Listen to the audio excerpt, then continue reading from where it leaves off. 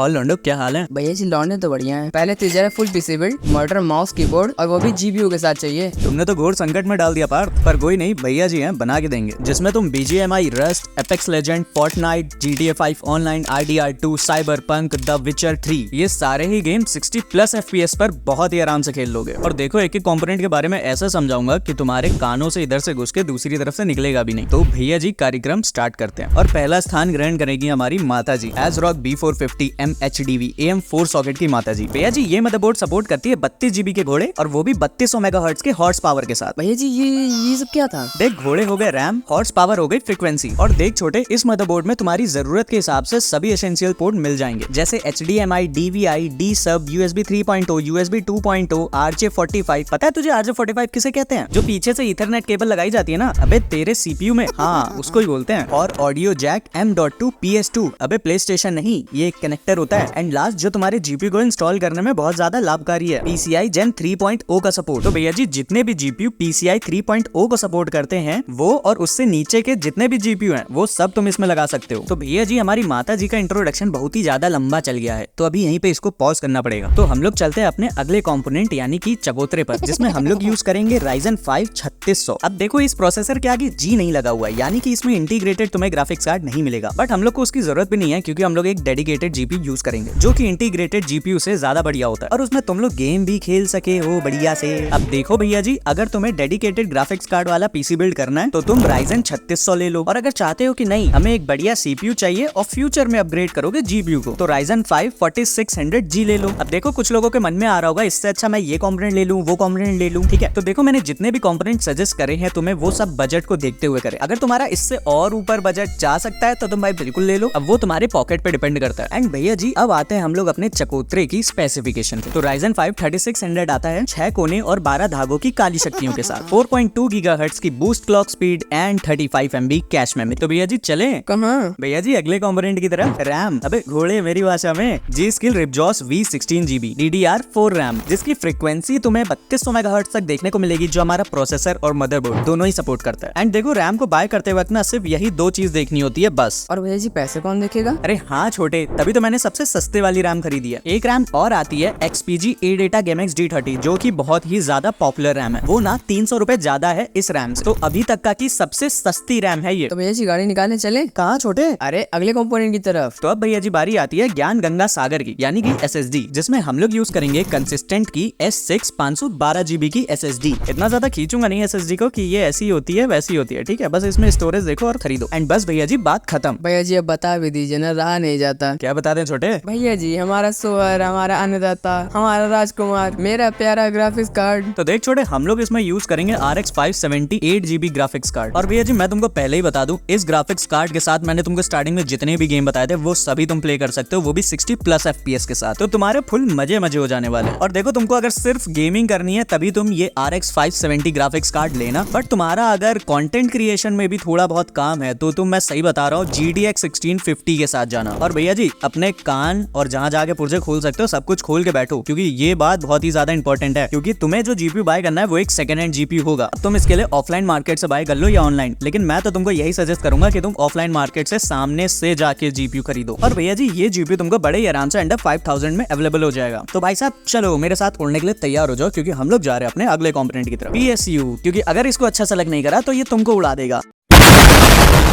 जिसमें हम लोग यूज करेंगे Anti-Sport VS500L। ये PSU तुम्हारे ओवरऑल कंपोनेंट का लोड लेने के लिए सफिशिएंट है। बट हाँ भैया जी एक बात का ध्यान रखना, अगर तुम RX 570 लेते हो तो तुमको इसमें PCI कनेक्टर नहीं मिलेगा। उसके लिए तुमको डीप कूल की PK550D PSU लेनी पड़ेगी, जो तुम्हारा शायद से 1000 बजट ऊपर कर दे। बट वहीं अगर GTX 1650 ग्राफिक्स कार्ड लेते हो तो तुम्हारा Anti-Sport की PSU से काम चल जाएगा। और अब बढ़ते अपने आखिरी संदूक की तरफ, जिसमें तुमका पैक करके नदियां में बहा दे। कैबिनेट में हम लोग यूज करेंगे फोनटेक का प्राइम कैबिनेट। देखो भाई साहब ये एक बहुत ही बेसिक सा कैबिनेट है, बट हाँ इसमें तुम्हारे सारे ही कंपोनेंट बहुत ही आराम से आ जाएंगे। और भैया जी इस कैबिनेट को सेलेक्ट करने की वजह सिर्फ इतनी सी थी क्योंकि हमारे पैंटों में भी अब ना चीथड़े लग चुके हैं, बजट इतना ज्यादा नीचे गड्ढे में घुस चुका है। और भैया जी गड्ढे से बाहर आके अब हम लोग चल रहे हैं मॉनिटर, कीबोर्ड, माउस की तरफ। तो सबसे पहले आते हैं मैनीटर की तरफ। मॉनिटर होता है या पुन का स्टाइल है, जिसमें हम लोग यूज करेंगे Acer EK220Q, जो कि एक 21.5 इंच का फुल HD मॉनिटर है। ये एक VA पैनल LCD मॉनिटर है जिसका रिफ्रेश रेट तुम्हें 100 हर्ट्ज मिलेगा। और मैं सही बता रहा हूँ, गेमिंग के लिए रिफ्रेश रेट बहुत ही ज्यादा इंपॉर्टेंट होता है। और भैया जी इस मॉनिटर के संपर्क की बात करें तो इसमें आपको मिलता है HDMI एंड VGA पोर्ट। और क्या भैया जी, अब चाहिए क्या, डिस्प्ले तो लेनी है, उससे चाहिए थोड़ी करना है उसके साथ। और मेरे प्याले बाबू, इसके साथ ना तुमको आई केयर प्रोटेक्शन भी मिल जाता है, जो बेसिकली बोलते नहीं है कि ब्लू लाइट फिल्टर करके देता है वो। और भैया जी अब बारी आती है चाबियों का पतरा और चूहे की। भैया जी चूहा तो समझ में आ गया, लेकिन ये चाबियों का पतरा क्या है? अबे छोटे कीबोर्ड, अब देखो की से बन गई चाबी और बोर्ड से बन गया पतरा, हुआ ना चाबियों का पतरा। बिल्कुल सही भैया जी, आप जो बोले वही सही। तो इसमें हम लोग यूज करेंगे HP का कीबोर्ड एंड माउस का कॉम्बो। देखो वायर्ड होने की वजह से इसकी लेटेंसी भी काफी ज्यादा कम होगी, जो तुम्हारे गेम्स में काफी ज्यादा तुम्हारा परफॉर्मेंस को इनहेंस करेगा एंड प्राइस को भी भाई साहब जस्टिफाई करता है। देखो अगर तुमने यहाँ तक वीडियो देखी है ना, तो सब्सक्राइब बटन दबा देना, वरना ये तुमको जस्टिफाई नहीं करेगा। तो मिलते हैं और भी ऐसी PC बिल्ड रिलेटेड वीडियोस में, तब तक ले भैया जी को याद रखना।